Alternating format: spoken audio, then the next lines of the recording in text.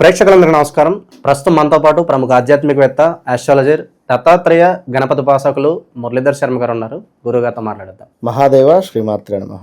గురుగారు, దశపాపహర దశమి ఏంటి? ఈ రోజు యొక్క ప్రత్యేకత తెలుసో తెలియకో మనిషి చాలా రకాల పాపాలు చేస్తూ ఉంటాడు. తెలిసి కావచ్చు, తెలియక కావచ్చు.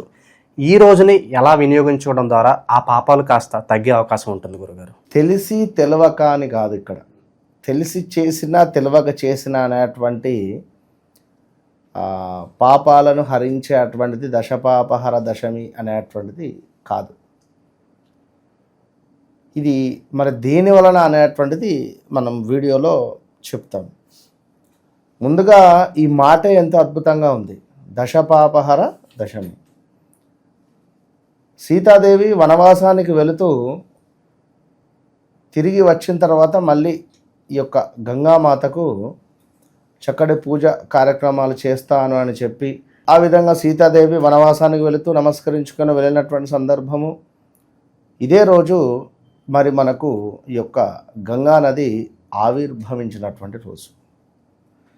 సో ఈ యొక్క అవతరించినటువంటి రోజుగా మనకు ఈరోజు చెప్పడం జరుగుతూ ఉన్నది. మరి మనకు శాస్త్ర విహితంగా కూడా కొన్ని అద్భుతమైనటువంటి విధులను పాటిస్తూ ఒక పండుగ వాతావరణంగా కూడా మనకు ఉత్తరాదిన ఉండేటువంటి వారు ఈ యొక్క గంగా నదికి కావచ్చును, ఈ యొక్క గంగా దేవి యొక్క ఆవిర్భావాన్ని వీరు అత్యంత పండుగ వాతావరణంగా కూడా చేసుకునేటువంటి రోజు ఈరోజు. కొన్ని ప్రదేశాలలో ఈ యొక్క గంగా నదికి చీరను సమర్పిస్తూ ఉంటారు. అదేవిధంగా ఇక్కడ ఒక పూజా కార్యక్రమాలు కూడా చేస్తూ ఉంటారు. కొంత నవధాన్యాలు కావచ్చును, అదేవిధంగా కొంతమేర అక్కడ మనకు గౌరీ పూజ లాంటిది నిర్వహించుకొని అక్కడ హారతి అనేటువంటిది సువాసినులు అందరూ కూడా చేసుకొని ప్రదోష కాలంలో అంటే సాయంకాలంలో పూజించుకునేటువంటి రోజు. ఈరోజు ఎంతో విశేషమైనటువంటి రోజు. ఇంకా చూసుకున్నట్టయితే మనకు మనుషులు తెలిసి తెలవక అనేటువంటిది పక్కన పెడితే వారి యొక్క నోటి ద్వారా చేసేటువంటివి, చేతుల ద్వారా చేసేటువంటి పాపాలు, అండ్ ఇక్కడ మానసికంగా చేసేటువంటివి ఇలాంటివి. అంటే ఉదాహరణకు ఇప్పుడు అపాత్ర దానము అంటే మనకు స్తోమత ఉండి కూడా కొన్ని దానాలు మనం తీసుకోకూడదు. అదేవిధంగా మన స్తోమతకు మించినటువంటి దానం కూడా మనం చేయకూడదు. ఓకే, ఇప్పుడు నీ జేబులో 100 రూపాయలు ఉంది, నువ్వు పలానా ఊరికి వెళ్ళాలి, ఎవడో అక్కడ ఆకలితో ఉన్నాడు, 100 మంది ఇచ్చేస్తే నువ్వు ఎట్లా పోతావు?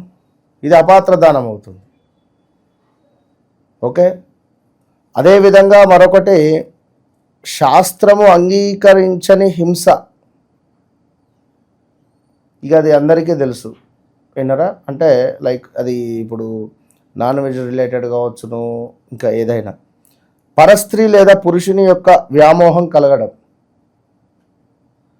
ఓకే, ఒక వివాహం జరిగింది, భార్యాభర్తలు అన్యోన్యంగా ఉన్నారు, చక్కగా కలిసిమెలిసి, ఇది ఇక్కడికి అద్భుతం. ఈ భర్తకు పరస్త్రీ వ్యామోహం కానీ, భార్యకు పరపురుష వ్యామోహం కానీ, అలాంటి సంబంధాలు కలిగినటువంటి వారు కూడా ఈ యొక్క దశపాప హరదశమి రోజు అంటే దశపాపాలలో ఇవి అంటే ముఖ్యంగా చెప్పబడుతున్నాయి.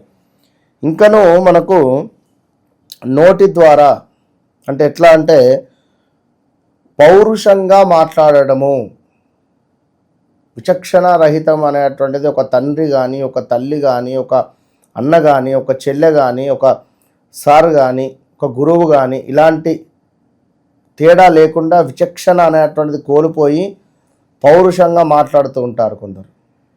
ఇది ఈ పాపాలలో ఒకటి అయ్యేటువంటి పరిస్థితి. మరొకటి మనకు అసత్యము పలకడము. అసత్యాన్ని తరచూ కూడా ఎక్కువగా కూడా పలుకుతూ ఉంటారు కొందరు, ఇట్టి అసత్యాలను పలకడము. అదేవిధంగా మరొకటి చాడీలు అంటే ఈ యొక్క చెంచాగిరి అంటారు కదా, ఇవాళ రేపు ఇక్కడి అక్కడ అక్కడి ఇక్కడ వాళ్ళదే రాజ్యం ఇవాళ రేపు అంతా నడుస్తుంది. కానీ అదేవిధంగా వ్యర్థ ప్రలాపాలు చేయడము, సమాజం వినలేని భాషను కావచ్చును, పనులను కూడా మనం ఉపయోగించడం.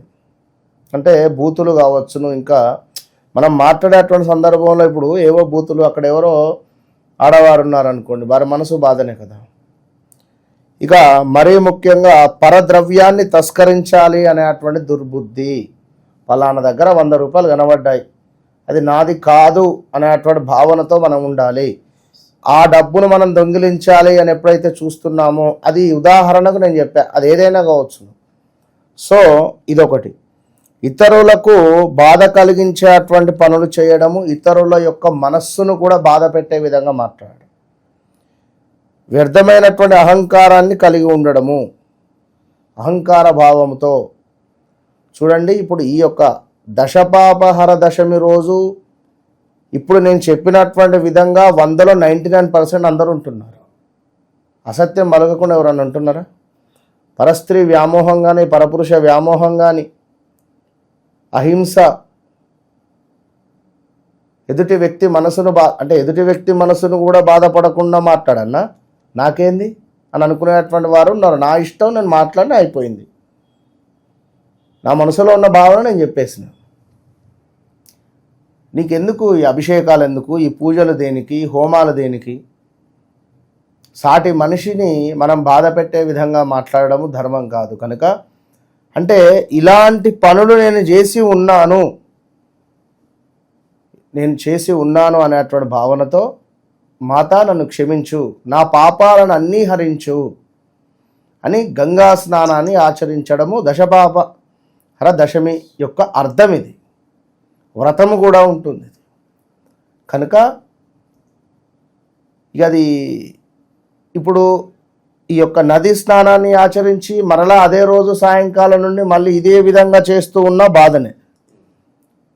కనుక ఇవన్నీ గమనించుకొని ముందుకు వెళ్ళాలి. వాస్తవానికి కూడా ఇది ఒక 10 రోజుల పండుగ వాతావరణం. మనకు జ్యేష్ఠ మాసము మొదలైనప్పటి ఆ యొక్క పాడ్యము నుండి కూడా 9 రోజులు కూడా చేసుకుంటూ ఉంటారు. చాలా కొన్ని ప్రదేశాలలో కూడా 9 రోజులు నవరాత్రులు చేసి 10వ రోజు చక్కగా కూడా ఈ యొక్క దశపాపహర దశమి రోజు పండుగ వాతావరణంగా ఉంటుంది. కనుక ఈ రోజు నాడు గంగా స్నానాన్ని ఆచరించండి. దగ్గరలో ఉండే అటువంటి లేదా మీ ఇంటి వద్ద ఉండే అటువంటి బావిలో నీటి స్నానాన్ని అయినా ఆచరించాలి.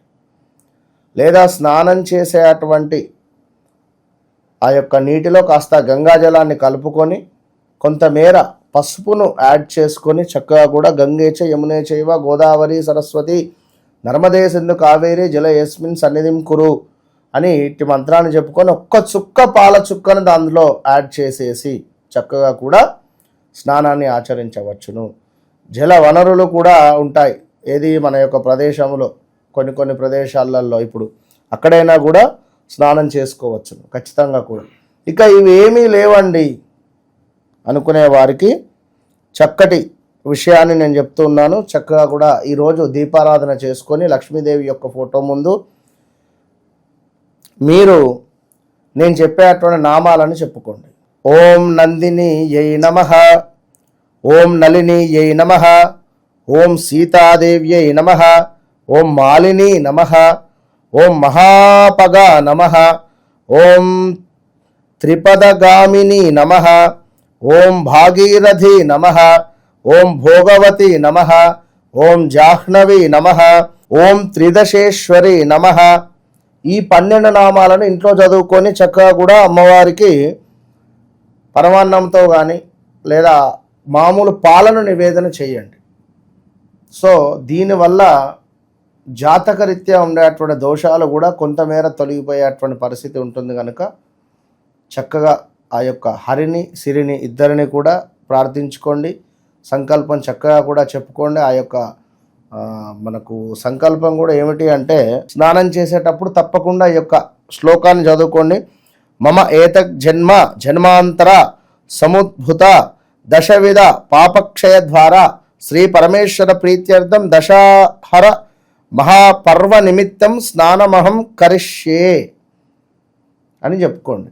ఈ యొక్క సంకల్పం చెప్పుకొని చక్కగా కూడా ముందుకు వెళ్ళండి. మంచి అద్భుతమైనటువంటి ఫలితం ఉంటుంది. All the best. ఈ ప్రత్యేకమైన రోజును పురస్కరించుకుని ఏ విధమైన పరిహారాలు చేసుకుంటే ఉన్న పాపాలనే తొలగిపోతాయో మీ మాటల్లో చాలా బాగా వివరించారు గురుగారు. ధన్యవాదాలు. మహాదేవ్.